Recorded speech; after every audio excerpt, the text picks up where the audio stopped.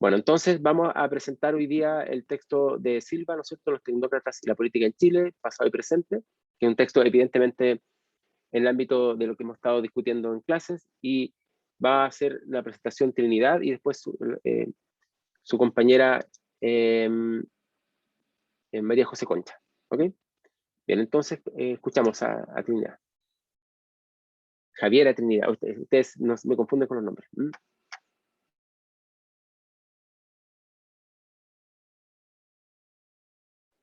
Tienes que prender tu micrófono, Trinidad.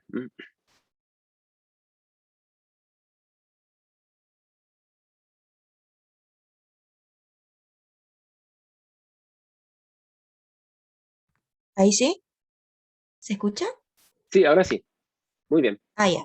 Ya es que como que se me puso en pequeño. Ya. Eh, Hola compañeros, profesor. El día de hoy me toca presentar el texto de Los tecnócratas y la política en Chile, pasado y presente, de Patricio Silva. Ya. Bueno, en resumen, Patricio Silva es un doctor en ciencia política de la Universidad de Leiden en Holanda, es académico de la Facultad de Humanidades de Leiden y catedrático del Departamento de Estudios Latinoamericanos. Su investigación se centra principalmente en el estudio de políticas públicas en Chile y Latinoamérica. Ya. Principalmente este texto busca plasmar la importancia que tienen los tecnócratas dentro de la política chilena desde las primeras décadas del siglo XX hasta el día de hoy. Y el autor nos dice que es un sector que se ha consolidado como una estrategia política para llevar a cabo proyectos políticos de este periodo que señala. El autor comienza haciendo referencia a diversos estudios y hace la crítica también a que estos estudios se han enfocado y han otorgado demasiada importancia a lo que es los partidos políticos como, como articulación de la sociedad del país. Sin embargo, el autor nos dice que esto no es tan así, puesto que dentro de la misma historia política, y ahí parte hablando con Arturo Alessandri y hasta Pinochet, se puede notar una postura más bien antipartidista. Entonces, en una primera parte, el autor nos comienza a hablar de esta evolución histórica que ha tenido el Estado tecnocrático dentro de la sociedad, en cuanto, uno, la administración del país y el orden, y en segundo punto busca marcar las diferencias que existen entre los burócratas, los políticos, los tecnócratas, y finalmente trata de plasmar los ejes centrales que tienen la relación entre la tecnocracia y la política. Primer punto, los tecnócratas, los burócratas y los políticos. El autor nos comienza hablando del gobierno de Arturo Alessandri, donde los tecnócratas jugaron un rol importante porque se generaron reformas que buscaban la modernización del aparato estatal. Esto se vio con más fuerza en el proceso de industrialización a partir de 1939, con la creación de la Corfo. Desde los 60 hasta el golpe militar, podemos ver que, existe la creación de diversos organismos estatales, como la CORA, la Corporación de la Reforma Agraria, y también se comienza a modificar la estructura administrativa a partir del proceso de nacionalización del cobre. Luego el autor nos hace referencia al golpe militar y la conformación de los Chicago Boys, que se configuran como un grupo que articula la política económica e ideológica del país en ese entonces. También nos habla de que la vuelta a la democracia trajo consigo un fuerte sector tecnopolítico desde Elwin a Bachelet, y que ese proceso de modernización sigue latente. Es así como los tecnócratas se lograron consolidar como moderadores dentro como de crisis políticas o de inestabilidad política. Entonces, aquí el autor se hace una pregunta, que es como, ¿por qué esto no ha tenido la suficiente relevancia dentro de los estudios? Y según el autor, es porque los tecnócratas se han mantenido al margen de los medios de comunicación y tienen la tendencia a desligarse de los partidos políticos. Entonces, también ahí nos habla de que incluso la misma autodefinición de tecnócrata trae consigo un problema que tiene que ver con la imagen de esto, que se ve como insensible ante los problemas sociales. Entonces aquí destaca 3 posturas de distintos autores respecto a la tecnocracia. La primera es de Meinau, que nos dice que debido a la posesión de habilidades y conocimientos que tiene el tecnócrata, este logra tener influencia dentro de la política en los círculos de gobierno. Pero esa incidencia también es cambiante según la modificación del círculo que está gobernando. La postura de Sartori, que dice que a pesar de que los científicos tengan la influencia dentro como del orden de la sociedad, este nunca va a ser un gobierno de científicos como tal, ya que siempre los que van a gobernar van a ser los políticos. Y la de Fischer, que habla sobre la experticia que en el fondo se termina adaptando a las tareas de gobierno desde una posición más apolítica. Las diferencias entre los burócratas y los tecnócratas, según el autor, recaen que el burócrata es parte de como tiene una posición solo de acatar, entonces solo implementa decisiones que se toman desde los altos mandos y no cuestiona nada de esto. Sin embargo, el tecnócrata se posiciona como incluso un opositor de la misma burocracia, argumentando que esta burocracia solo entorpece el camino para tomar decisiones. Pero también el autor nos dice que muchas veces los tecnócratas se codean dentro de los espacios burocráticos. Los tecnócratas e intelectuales humanistas. Aquí el autor nos habla de la relación que existe entre estas dos posiciones. Y es que hay una relación conflictiva entre ambos, ya que los intelectuales humanistas se presentarían como una amenaza y una radicalización de la política, y estos critican a los tecnócratas por estar alejados de la realidad social que vive un país. Sin embargo, dentro de los años 60 y hasta mediados de los 70, el autor nos dice que los humanistas tuvieron una gran influencia dentro de la esfera pública. Sin embargo, luego, después de la dictadura militar, este sector quedó relegado por la represión que se vivía en ese momento. Pero con la vuelta a la democracia, los humanistas tuvieron un vuelco mucho más hacia la tecnocracia. Y esto se debió, por ejemplo, a los estudios de posgrado en el extranjero, la recepción de donaciones extranjeras para investigaciones, y lo explica el autor como la internacionalización, el academicismo y la profesionalización que tienen los intelectuales humanistas.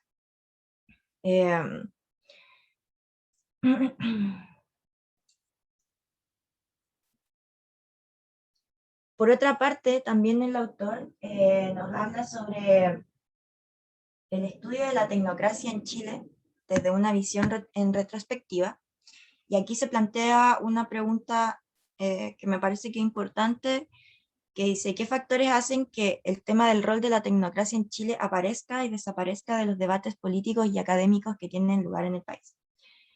El autor se responde a sí mismo con que pareciera ser que estos estados de muerte y resurrección de la discusión sobre la tecnocracia se encuentran directamente relacionados con que si el centro izquierda está o no en el gobierno. Entonces, ¿cuándo nace y bajo qué condiciones nace esta tecnocracia?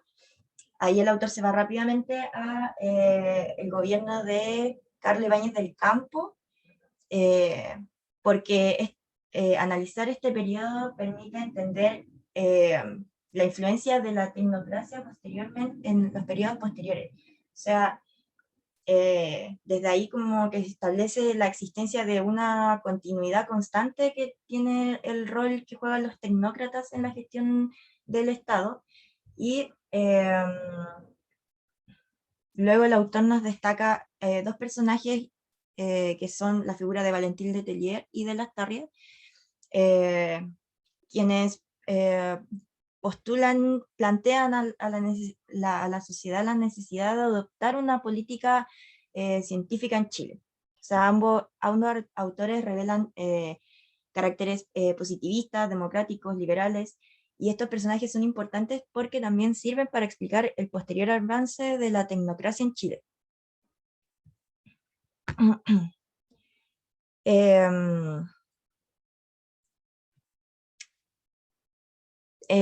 Tecnocracia y sociedades...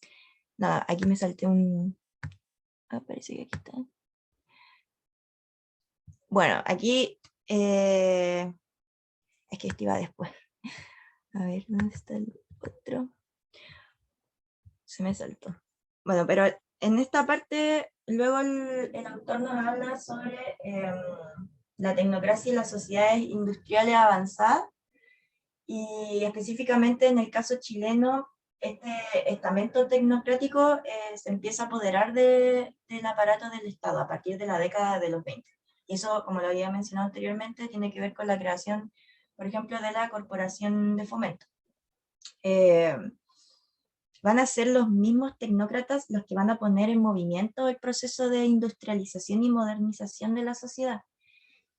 Y si bien, bueno, estos factores tienen que ver también con índoles políticas, porque el auge de grupos tecnocráticos no solo se encuentra como dentro de los círculos de poder, sino que también este auge tecnocrático responde a un llamado dentro de la sociedad que tiene que ver con la generación de como un malestar político y de un malestar como dentro de la sociedad, y desde ahí toman como una posición desde lo apolítico.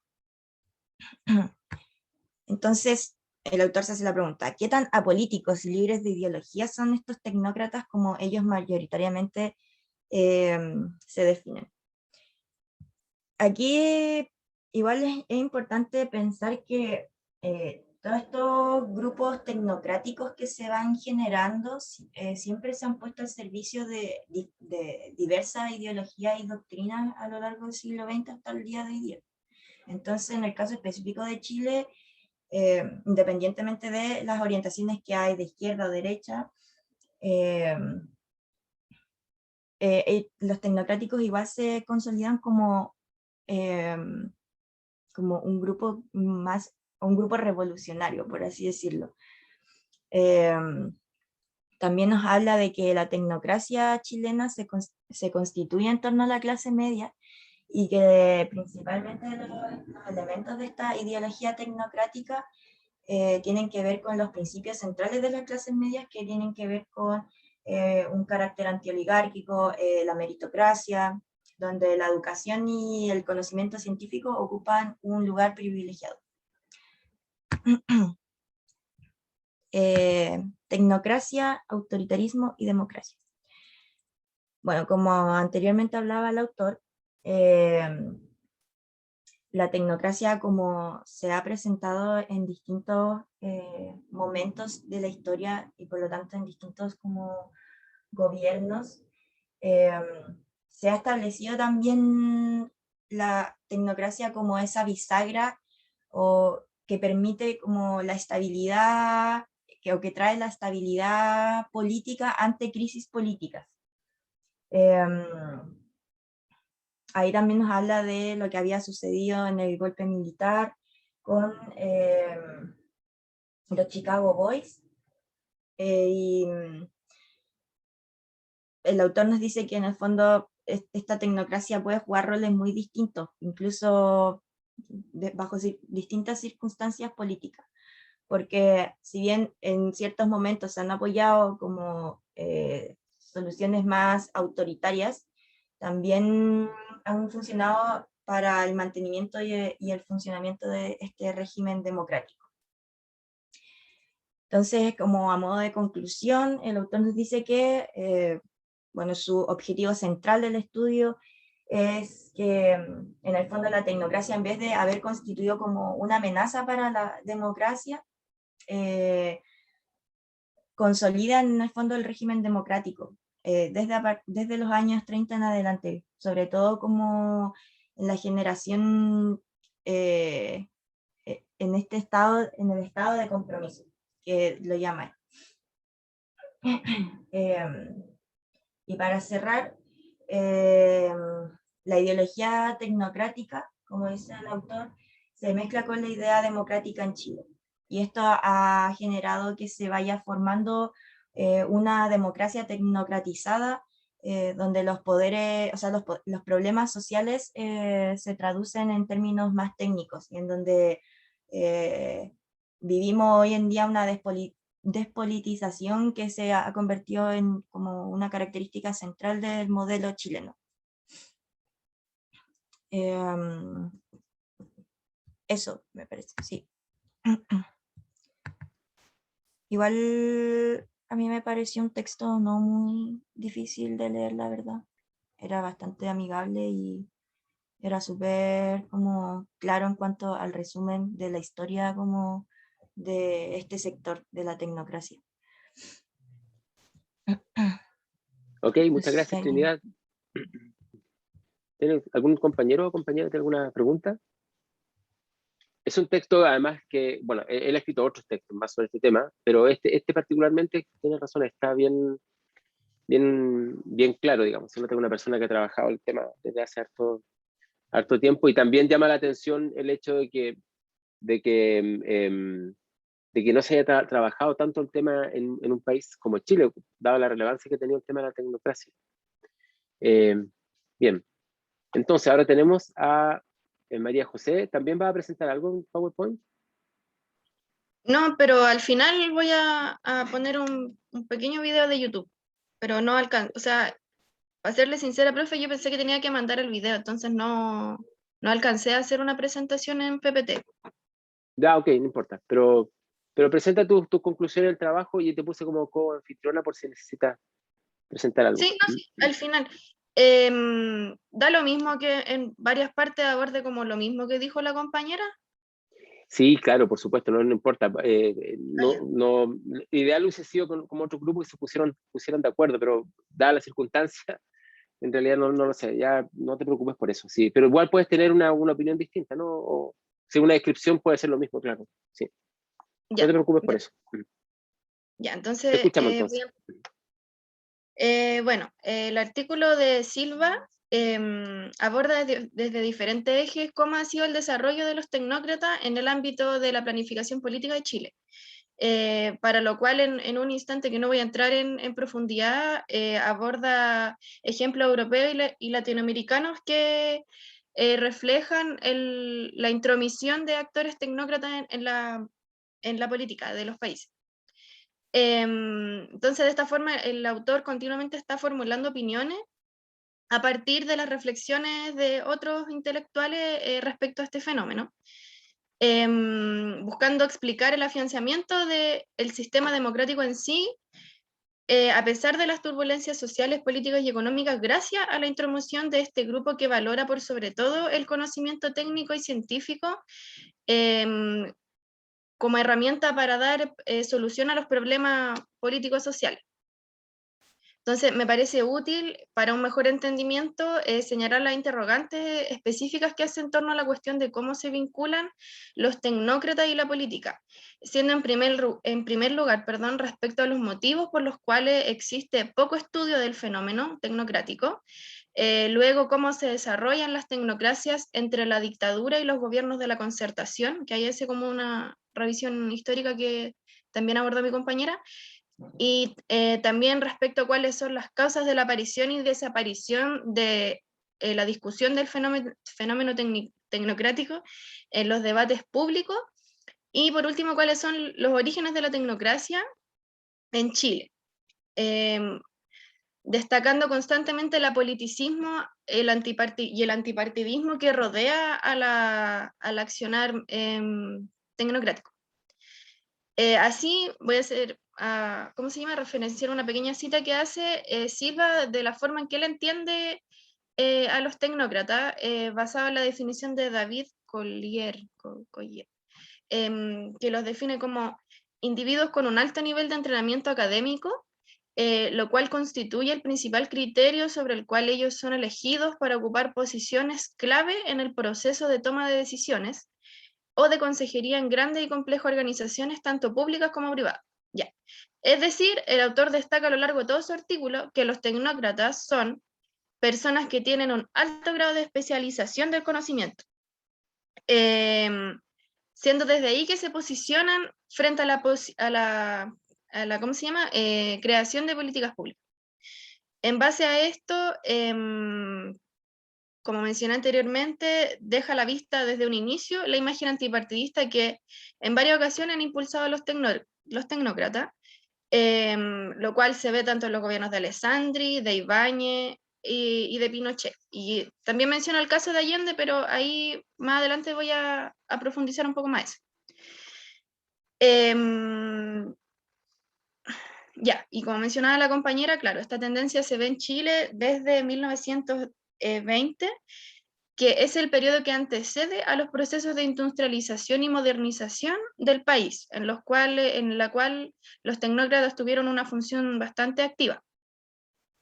Y en torno a esto el autor, claro, hace una alusión a la creación de la Corfo como hito clave de esta misión sociopolítica de los tecnócratas. Luego procede a destacar que la presencia de los tecnócratas en la esfera gubernamental ha sido constante en Chile, sin distinción de orientación política. Pues como señalé, ha estado presente en gobiernos de izquierda, de centro y de derecha. Sin embargo, habla de que existe una invisibilización de este carácter tecnocrático, porque la denominación pública, o sea, en la discusión pública de tecnócrata tiene una carga como súper peyorativa. Entonces, de esta manera, los tecnócratas han sido, como él dice, cómplices de su invisibilización en la opinión pública, teniendo un trabajo que es más como detrás del accionar derechamente político.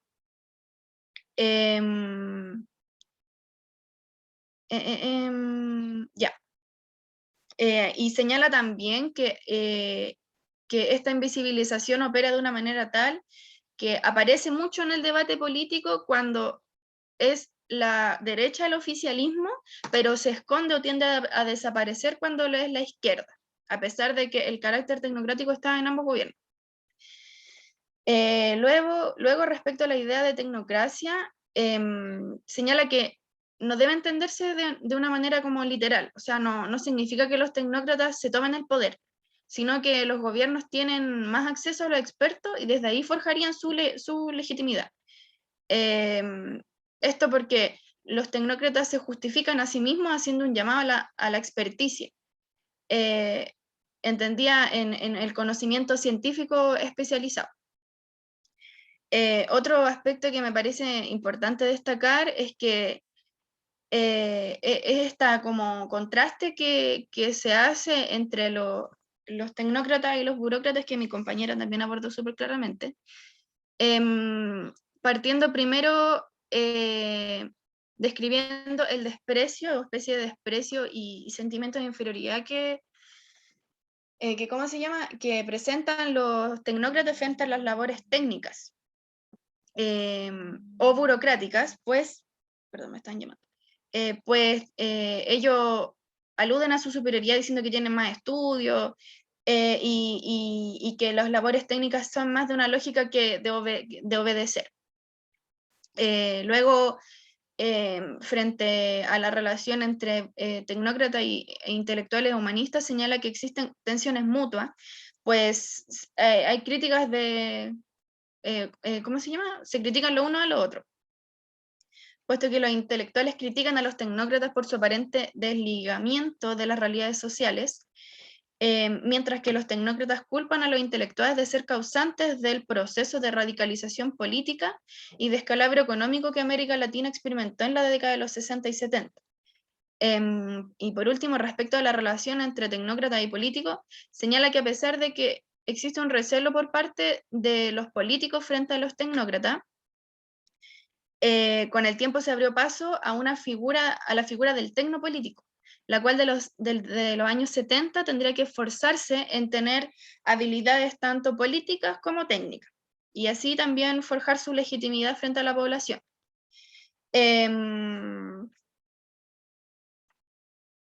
Luego ya, también señala que la relación entre tecnocracia y su incursión en la política está directamente relacionada con la consolidación de las sociedades industriales avanzadas, lo que implica que el conocimiento técnico se valora más que la trayectoria política para el proceso de industrialización, a pesar de que desde que se inicia el proceso en la década de los 20, las razones eran tanto políticas y no necesariamente para satisfacer necesidades sistémicas.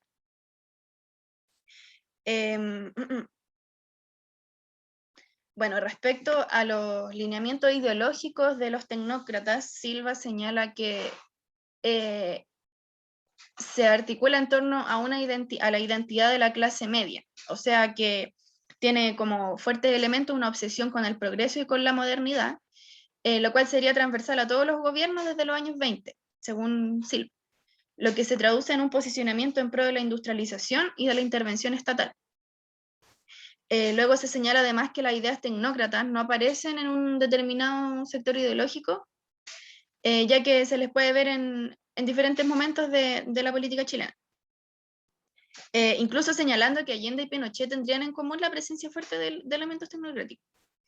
Entonces, al final, el parámetro que establece Silva para poder identificar cuando hay elementos tecnocráticos es que exista una obsesión por el progreso.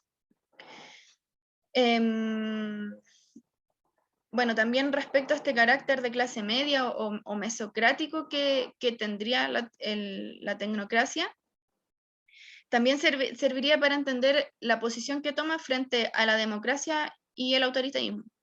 Pues se apoya en una valoración por el conocimiento científico y por la educación también, apuntando a la instauración de un Estado administrativo que esté a cargo de una élite de cientistas, expertos y empresarios, lo cual implica que la priorización del mantenimiento del orden social sobre la libertad individual. Es por eso que puede comprenderse que si bien el autor señala que las ideas tecnócratas no son exclusivas de un sector, han sido asociadas en general a regímenes de corte más autoritario, lo cual señalé anteriormente. Bueno, ahí también hace alusión a que el ejemplo como insigne de las políticas tecnocráticas habrían sido los Chicago Boys en Chile. Pues se creó una conciencia de la existencia de una alianza entre tecnócratas y militares, como que ahí se hace mucho más explícito con el caso de los Chicago Boys.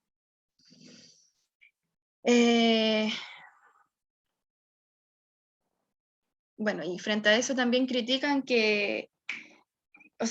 señala que existe una crítica súper fuerte hacia los tecnócratas de que constantemente están forzando a entregar soluciones técnicas a problemas que no son solamente técnicos, que no son solamente de conocimiento especializado, sino que tienen más aristas sociales, políticas, etc.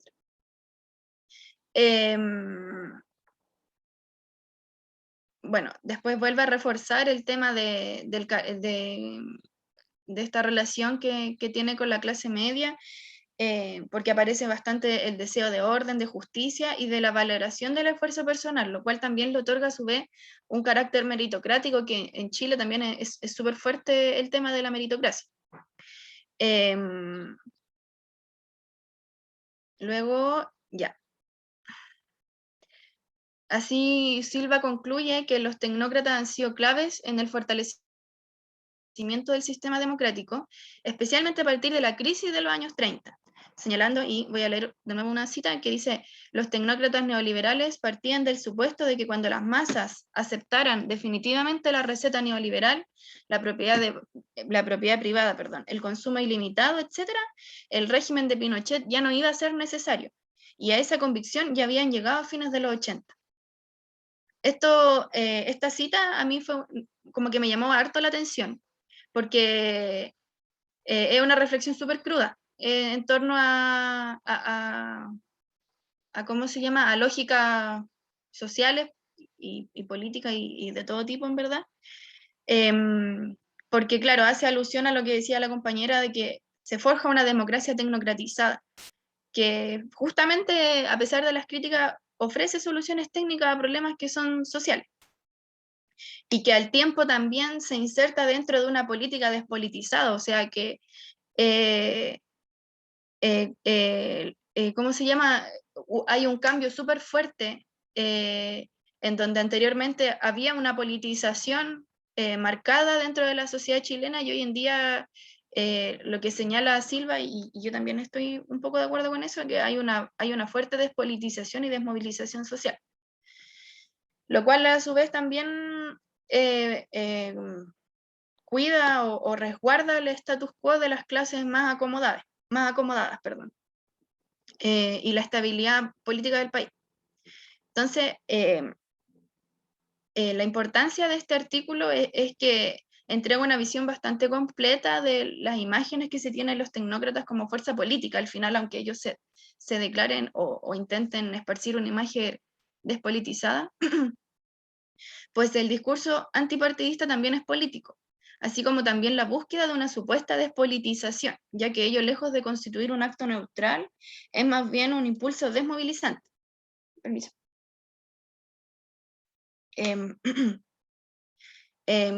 Pues el hecho de que, por ejemplo, no sé, haya menos protestas, huelgas, paros o manifestaciones violentas, no significa necesariamente que exista una armonía entre las clases dentro del sistema sociopolítico económico. Pues aquello también puede responder a proyectos sociales de masa que logran permear en la mentalidad misma de los individuos por medio de las concepciones que se difunden de las clases más altas hacia las más pobres, y que finalmente son la base de las opiniones personales que muchas personas que sufren la precarización capitalista. Debe sumarse también a esto la existencia de un trauma social, que también menciona el autor haciendo referencia a la dictadura, lo cual también es clave para entender el grado de desmovilización y desradicalización de las movilizaciones y protestas. Pues esto se traduce en heridas emocionales que mucha gente en el país aún lleva a flor de piel. Sumado a un miedo profundo a que algo parecido pueda volver a ocurrir si es que las protestas y movilizaciones organizadas provocan una exaltación de la represión por parte de las Fuerzas Armadas. Entonces esto encaja con, o viene a complementar aquella crítica de la política despolitizada.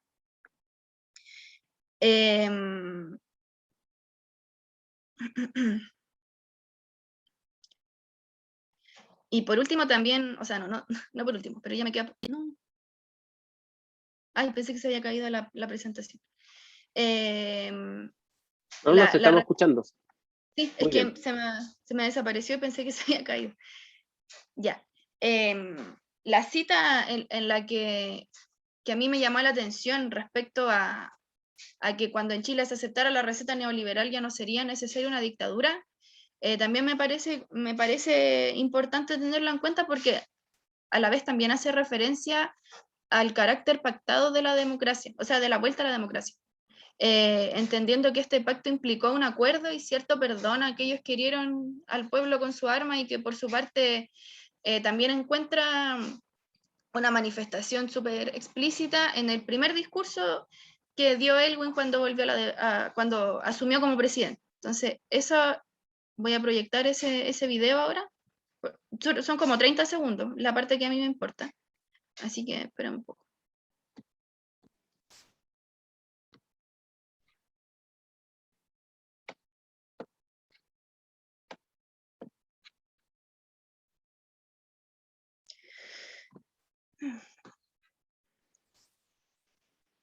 No te preocupes, te esperamos. Si se demora a veces en hacer este trámite. Dice, no parece que no me deja compartir pantalla.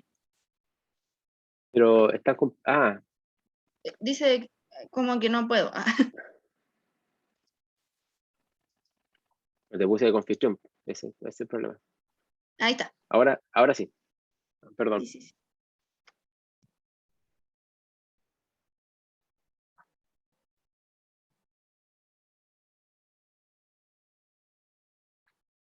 Ay, ¿qué onda? Ya va.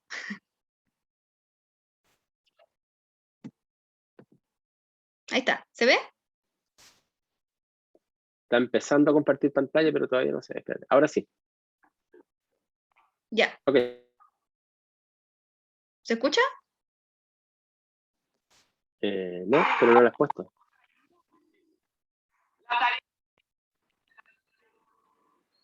Restablecer un clima de respeto y de confianza en la convivencia entre los chilenos, cualesquiera que sean sus creencias, ideas, actividades o condición social, sean civiles o militares. Sí, señores, sí, compatriotas, civiles o militares, Chile es uno solo.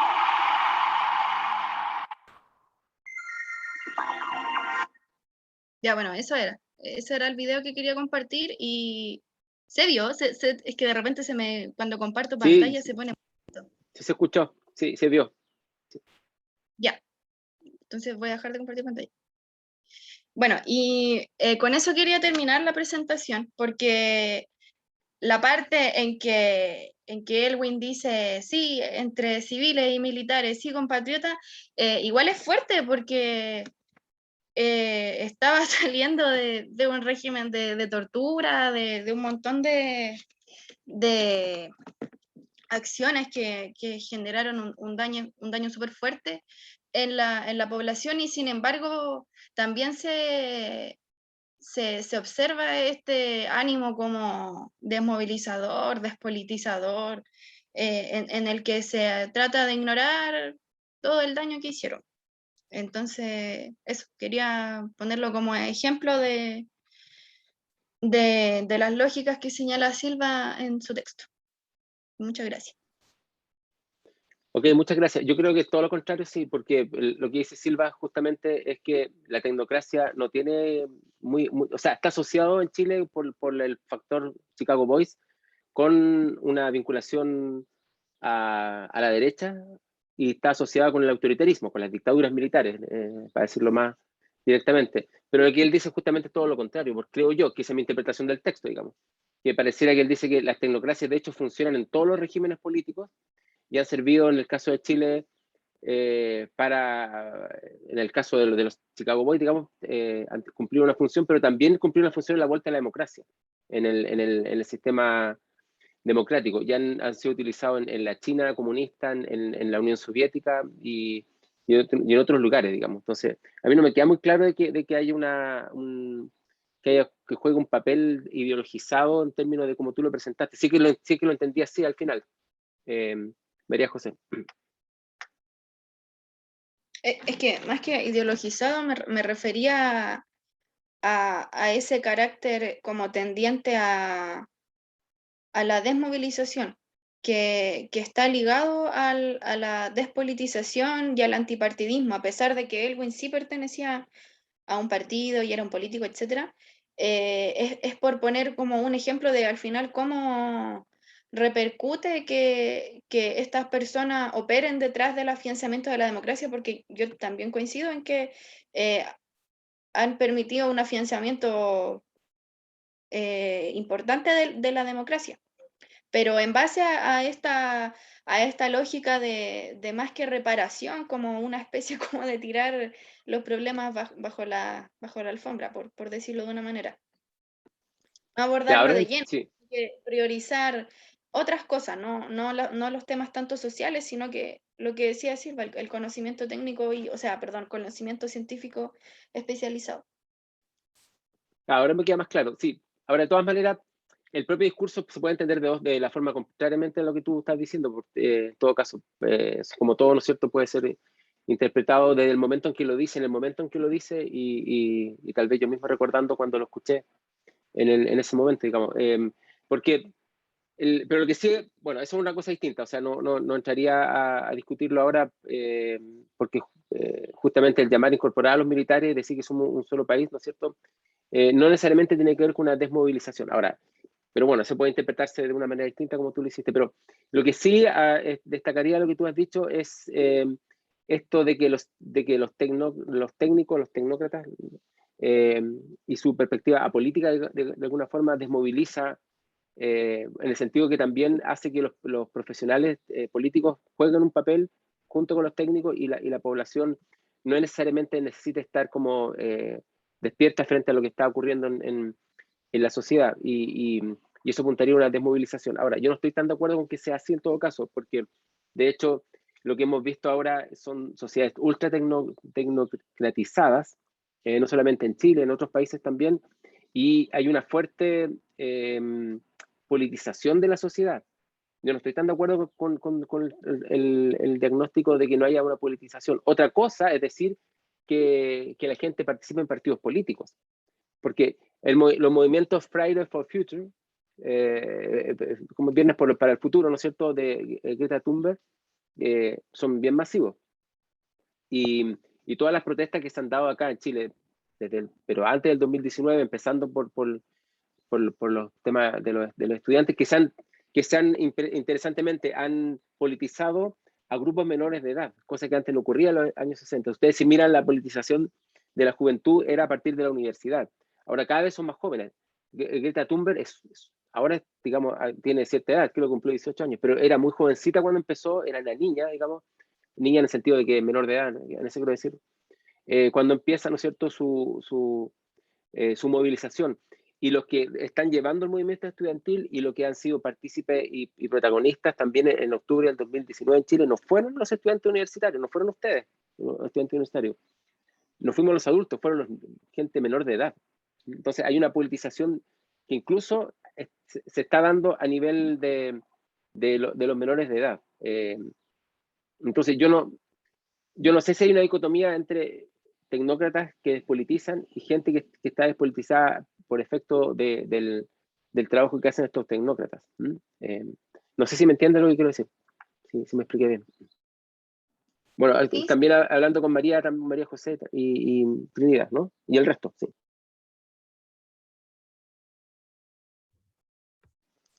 No sé si están de acuerdo. ¿Ustedes creen que realmente nuestra sociedad está despolitizada? ¿O hay una politización distinta?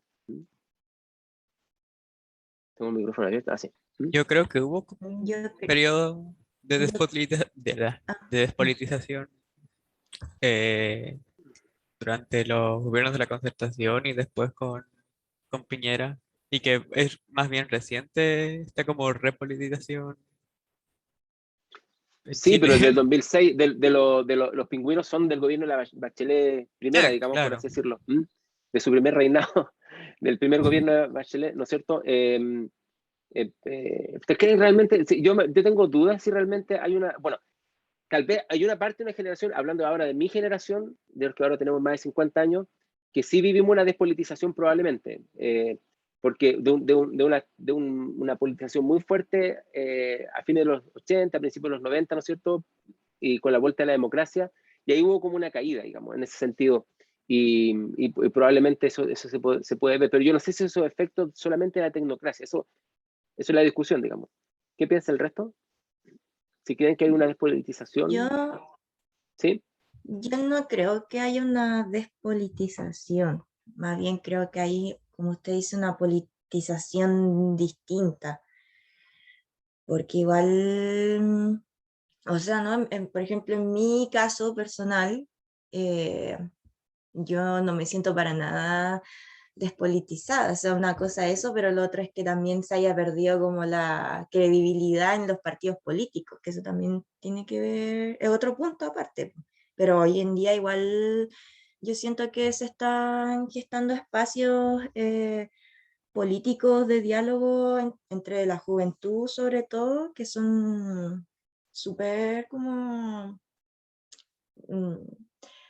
no sé, pero como son relevantes igual, pues están sucediendo, entonces yo no sé si haya como una despolitización, sino que se está emergiendo una política desde otro espacio, que es distinta.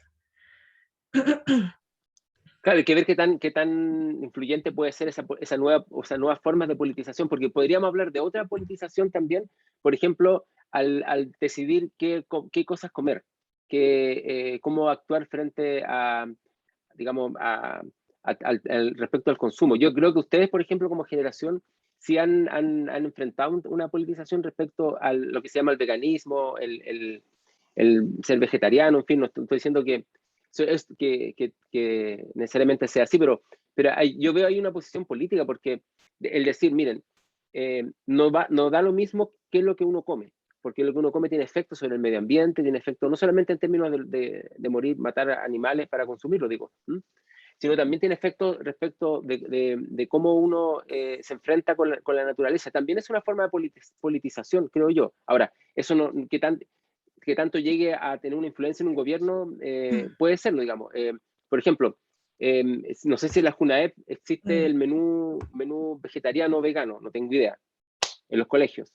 En los colegios yo sé, ahora no se están comiendo porque por el efecto de la pandemia, pero también podría pasar, por ejemplo, en las ropas. Entonces, uno elige una ropa que tenga una muy baja huella del medio ambiente. Ustedes también, como generación, utilizan más las bicicletas, por ejemplo.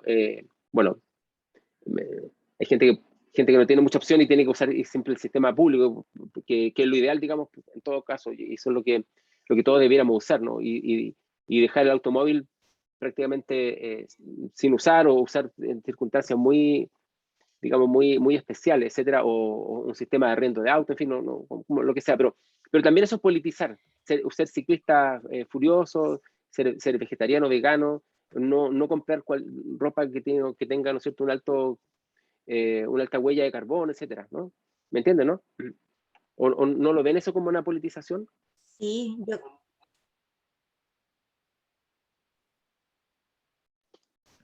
Sí, en ese sentido, igual yo estaba pensando en como despolitización en el sentido como desencanto con el partidismo, como,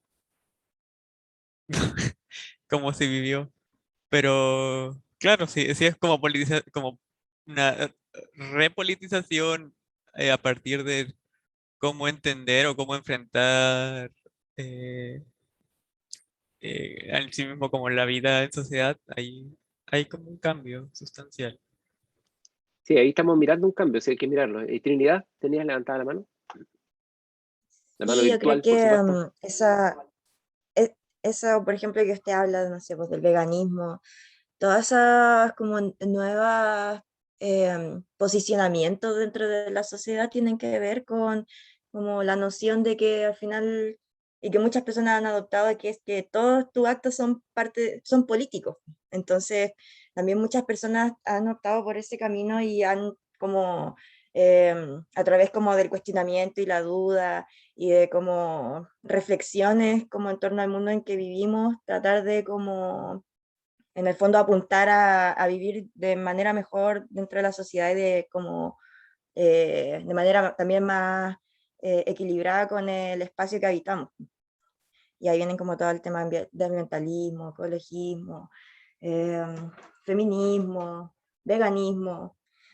Entonces, claro, como decía, o sea, yo no sé si esto tenga como una incidencia directa tan rápido, pero sí se pueden notar cambios, yo creo, dentro de la sociedad hoy en día en la manera en cómo nos estamos relacionando y los temas que se están poniendo en discusión eh, dentro también de sectores como de la juventud, más que nada.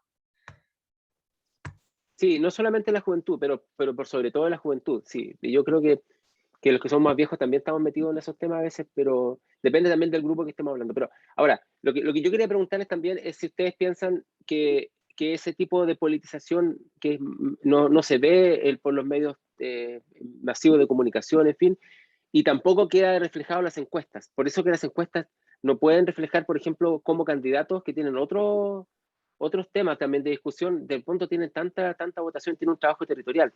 Yo recuerdo la última elección de los constituyentes, y las constituyentes, ¿recuerdan? Nunca se pensó el poder que iba a tener un grupo como la ex lista del pueblo, o por ejemplo la candidatura de una candidata gobernadora, digamos, que sacó una cantidad de votación y no había salido ni en la televisión prácticamente, que es Oliva, ¿no? Entonces, de pronto uno no está viendo ese fenómeno, y las encuestas no lo pueden ver porque en realidad están buscando otras cosas. También puede ser eso, ¿no? Que hay una especie de politización que todavía que oculta, que no puede verse por los medios de comunicación masivos probablemente, tampoco en las encuestas, pero que después pueden tener repercusión en términos concretos, prácticos, políticos, digamos, como por la elección de los constituyentes y las constituyentes, por ejemplo, o lo que va a ocurrir ahora con el Parlamento en Chile. Habría que ver si eso tiene una repercusión. Para ir terminando, quiero hacer solamente una observación, que he escuchado varias veces que hay un tema de enfrentar problemas sociales y verlo en términos técnicos, pero el tema justamente de la tecnocracia es que no existen los problemas sociales si no son abordados desde el punto de vista técnico o tecnócrata. Y hay sobre todo este último tiempo, ¿no es cierto?, en Chile también, a propósito del retiro del 10%, de la AFP y muchas cosas más, hay una crítica muy fuerte a los tecnócratas como que no ven la realidad, porque están imbuidos, ¿no es cierto?, en su conocimiento, comillas, científico, lo que sea, y no ven la realidad social. Pero la realidad social no se puede ver si no es bajo el parámetro del conocimiento, de la tecnocracia, digamos. Esa es la gran disyuntiva del problema. O sea, ¿cómo ustedes pueden entender un problema social si no es a través de estudios, por ejemplo? Sino para que no sea una percepción personal del tema, digamos, ¿qué es lo que decían los políticos cuando hablan del 10%? Ok, el economista de izquierda a derecha me está diciendo que no es bueno de retirar el 10% de la AFP, pero yo estoy viendo que las personas sí lo necesitan. O a mí me dicen, son impresiones personales, no es una evidencia científica. Ustedes saben que la evidencia científica no funciona en base a las impresiones personales, ni a la subjetividad personal, sino que en base a evidencia sobre elementos acordados para que una evidencia también, tampoco es tan no objetiva en sí misma, ¿no? Por supuesto, ¿no? ¿Me entiendo lo que quiero decir? Entonces, hay una disparidad entre lo que está ocurriendo en la sociedad y lo que supuestamente lo que los tecnócratas pueden ver. Pero no se puede ver lo que ocurre en la sociedad si no es con un conocimiento técnico, ¿o no? Yo estoy de acuerdo en eso, pero también creo que parte como de esa crítica de que en el fondo, por ejemplo, este grupo de personas no está ligado a la realidad de las personas. Yo creo que sí se pueden llevar a cabo estudios sin la necesidad de estar alejados a la realidad de las personas. Se pueden como hacer estudios desde la cercanía a las personas y no necesariamente solo preguntándole como, oiga, ya lo necesita o no, o necesita como el retiro, está bien o está mal, sino como estudios más a profundidad, estadísticas, no sé,